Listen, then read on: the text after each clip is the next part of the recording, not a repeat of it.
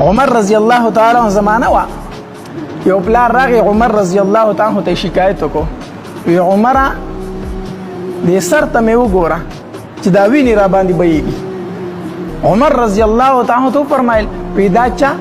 دا ظلم در باندې چا کړي دا سر دل چا مات کړي دی. وی عمر دا را سره زوی دا کار کړي دی زیرا له سر په لوړ باندې و ویني را باندې را مات کړي. عمر رضی الله تعالی عنہ ډیره سخت غوسه ورله چې خلافت د عمر دی، بادشاہ عمر دی، امیر المؤمنین عمر دی او زوی را لګي په پلار گزار کوي. دا زوی خو ماته وغواړه دا ماته وغواړه خپل پولیس چې هغه پسې ولګل پلار یې سره مرګره کو سارا تلاړو سارا کې الته کې سخرم رای سره ولو هغه گرفتار کو راي وست چې راي وستو عمر رضی الله تعالی عنہ ته مخامخ ودرېدو. عمر رضی الله تعالی عنہ ته فرمای ویل کدا پلار دی ولي ویل دی عمره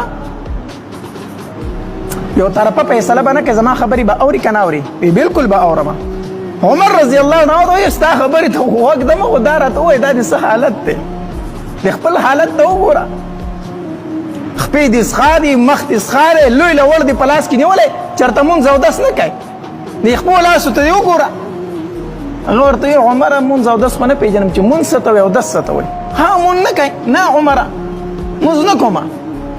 خا نوم دې څه دی لکه څه نوم دې دی عمر نوم مې جعل دی څه شی جعل جعل څه ته ویل شي په عربي کې ګنګوټ ته په عربي کې جعل ګنګوټ ته ویل شي وسره نوم دی جعل. عمر رضی الله تعالی پلار تر بخره واړو تا سره چې بل نوم نو چې د تری جعل نوم کې خودو تا خود د اول حق والده چې زیته به خيسته نوم دی نو تا خو زیته جعل ګنګوټ نوم یې خېده تا ته څنګه نوم یې خېده لاري سرخ کته کو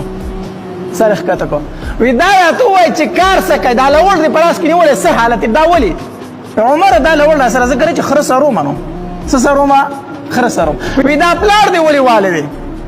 دا دی ولي والده د دې خبر راته کې دا پلار دی ولي والده. وی عمر کیسه داسې و چې زما د مور او د پلار چې دي کنه دا دواړه جنگونه کوي. وی مور دې سوکتا وی مور می چې دنه هغه یو مجوسیه خزه د چرتوین زو د سره نکاح کړي دي. عمر ته بیا پلار ته داسې وکړه بیا ته مخ را واړه خاخوي زکه سره ته کو دا پلار دی ولي والده. وی عمر خرم سرول په سارا کې ټول عمر زخر سرم سار شړم او ماخام را شړم نو داخره جنگ کوي سکی جنگ کوي په سارا یو بل چی نو دې پلار می راتوي چې کله د دوی جنگ شي کنه ته لوړ او چتاو دې منځ راچ و خر له بګوره د شاغاړي نه ورزي ځکه د شاغاړي خر له ورزي خو په لته بدی وای نو شاغاړي به نه ورزي خو چې کله دوی یو بل چی او جنگ کوي دا لوړ او چتاو دې سرونو دې منځ راچ و یو خر په یو خوا تختی بل په بل خوا تختی. دا سکار وشو دغه تر جنگ چل خو د جنگ د خلاصون چل خو دلو سارا کې ما چې خر خلاصونم دک چل بکو یو خر په یو خوا تختی بل با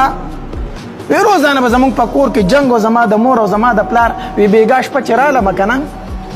نو مور او پلار ملاندې وتی دي بس جګړه دی یو بل تلاندې وتی زه ډیر आवाजونه کوم خلاصونه کوم خو خلاصيږي نه یا خبر را ترای د شو چې بابا راته چې خلاصيږي نه منځ لور لا چوا منځ سره چوا یا لور لا سره پلاس کې اوچت مې کو منځ مې راواچو بد قسمت نه د بابا پتن دی ولګي ته مور بچ ولا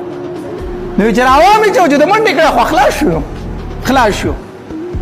عمر رضی الله عنه پلار ته داسې وکتل زوی ته سنوي پلار ته مخ را واړو وی ټول قصور ستاد ټول قصورو ستاد